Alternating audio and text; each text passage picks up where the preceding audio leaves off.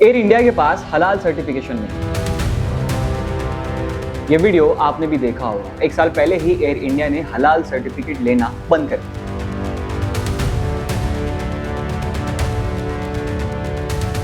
अब सवाल ये है कि फिर भी आज भी एयर इंडिया की मोनोपोली क्यों? हाजी इसी से सफर करने पर मजबूर क्यों?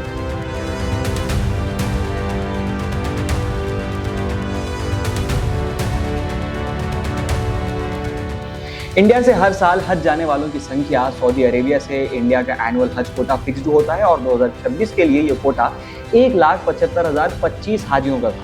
9 नवंबर 2025 को साइन बायलैटरल एग्रीमेंट से पता चली ये बात, और ये कोटा 2024 और 2025 में भी इतना ही था। लेकिन एक्चुअल जाने वाले हाजियों की जो कुल आबादी होती है वो 1,40,000 होती है, क्योंकि सब स्लॉट्स फिल नहीं हो पाते। हज के लिए जाने वालों में इंडिया तीसरा सबसे बड़ा मुल्क है, इंडोनेशिया और पाकिस्तान के बाद। दुनिया में कुल मिलाकर के 20 लाख के अराउंड मुसलमान जाते हैं। ये संख्या बहुत बड़ी है और इससे इकोनॉमी में डायरेक्ट और इनडायरेक्ट फायदा होता है। लेकिन पहले कॉस्ट की ब्रेकडाउन करके देखते हैं। एक एवरेज हाजी को टोटल कितना खर्चा आता है? हज कमेटी ऑफ इंडिया के गवर्नमेंट स्कीम के अंडर नॉर्मल पैकेज के लिए 2026 में एस्टिमेटेड कॉस्ट 3,75,000 से 4,25,000 आता है एक आदमी के लिए। इम्बार्केशन पॉइंट जैसे मुंबई, दिल्ली या कोझिकोड पर निर्भर करता है। हज कमेटी गाइडलाइंस के मुताबिक ये इंस्टॉलमेंट्स में पे होता है। पहला इंस्टॉलमेंट एडवांस 1,52,300 होता है सिलेक्शन के बाद, जिसमें 1,50,000 एडवांस हज अमाउंट, 2,000 मिसलेनियस ड्यूज जैसे एस्टैब्लिशमेंट चार्जेस 650 और training 300, handling 350, supporting arrangement 450, donation for हज हाउस 250 और 300 नॉन रिफंडेबल प्रोसेसिंग फी शामिल है। दूसरा इंस्टॉलमेंट 1,25,000 कुछ महीनों के बाद होता है और तीसरा बैलेंस अराउंड 1 लाख से 1.5 लाख मार्च और अप्रैल में, जब जहाज का किराया फाइनल हो जाता है। ये टोटल पैकेज में जहाज का किराया, सऊदी में अकोमोडेशन जैसे मीना में टेंट वगैरह, food, transport, medical help, visa, fees, सब कुछ इसमें कवर हो जाता है।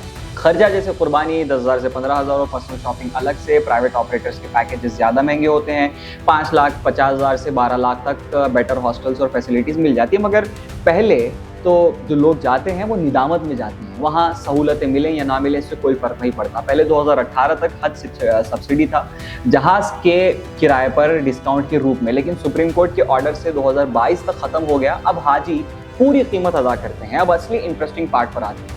एयर इंडिया को फायदा कैसे होता था और अब क्या सीन है? पहले जब एयर इंडिया सरकारी मिल्कियत थी तब सब्सिडी का पैसा इनडायरेक्टली गवर्नमेंट को ही वापस जाता था, क्योंकि सब्सिडी एयर इंडिया को दी जाती थी जहाज के किराए के रूप में डिस्काउंट के तौर पर। लेकिन एयर इंडिया गवर्नमेंट कंपनी होने से ये पैसा गवर्नमेंट को ही सिस्टम में वापस जाता था, और आप कह सकते हैं कि इसी से जो नुकसानात होते थे एयर इंडिया को वो कवर हो जाते थे। सब्सिडी असल में पिलग्रिम्स को नहीं बल्कि एयर इंडिया को बेनिफिट देती थी, क्योंकि एयर इंडिया की मोनोपोली थी, यानी किसी और सर्विस का आप इस्तेमाल नहीं कर सकते। आपको जाना है तो महज एयर इंडिया से ही जाना पड़ेगा, इकलौता एक ऑप्शन। और इसी बात का फ़ायदा उठाते हुए ये लोग टिकट की कीमतों में मनमानी इजाफा करते।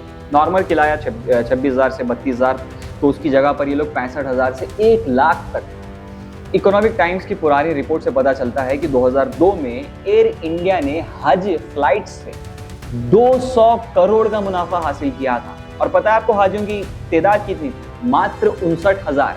59,000 हाजियों में ही महज एयर इंडिया ने 200 करोड़ का मुनाफा हासिल किया। बूम फैक्ट चेक और अल जजीरा की न्यूज़ के हिसाब से ये सब्सिडी एयर इंडिया का नुकसान बचाती थी, और अगर हाजी सफ़र ना करते तो एयर इंडिया नुकसान के चलते बंद हो गई होती। मुस्लिम मिरर की 2018 की रिपोर्ट में भी लिखा है कि मोनोपोली की वजह से सब्सिडी कोई मायने ही नहीं रखती थी। एयर इंडिया हाजियों का फायदा उठाती थी, लेकिन अब एयर इंडिया प्राइवेटाइज्ड हो चुकी है और टाटा ग्रुप के अंडर 2022 से चली गई है। तो मोनोपोली क्यों अब भी लगती है हाजी के लिए? पहले सब्सिडी हटा दी गई जिसका कोई मतलब नहीं था, फिर एयर ट्रैवल सर्विसेज को प्राइवेटाइज कर दिया। अब ये एयर ट्रैवल के पास हलाल सर्टिफिकेट नहीं है, तो हाजी मजबूर क्यों हो सिर्फ इन्हीं से सफर करने के लिए? यहाँ सवाल उठता है कि आखिर ये मुद्दा क्यों नहीं बना। ये सवाल मुस्लिम समुदाय के लीडरान और जिम्मेदारान पर उठता है कि आखिर ये टैक्टिकल इश्यूज पर काम क्यों नहीं करते, या ऐसे मसाइल पर काम कब करेंगे। आप खुद सोचिए कि एक साइड का अगर हिसाब करें तो लगभग 3500 करोड़ होते हैं जो 7 से 8 महीने पहले हाजी पे करता है, और इसका बस इंटरेस्ट से ही महज 50 से 60 करोड़ कमाए जाते हैं। टेंडर भी तो निकाल सकते हैं जिसमें तमाम एयरलाइंस आपस में मुकाबला करें और जो सबसे अच्छी सर्विस दे रहा हो या उसे मौका दिया जाए। एयर इंडिया तो वैसे भी ऐसे मौक़ों पर दूसरों से फ्लाइट सुधार लेती है।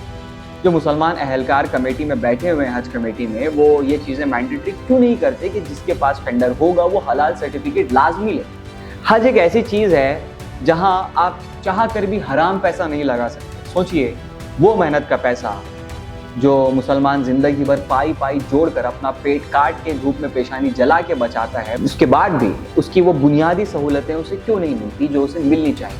ये मुद्दा आखिर मुद्दा कब बनेगा? कमेंट सेक्शन में आप भी अपनी राय जरूर रखें। बाकी मिलते हैं अगले वीडियो में नए मुद्दे पर फिर से बात होगी।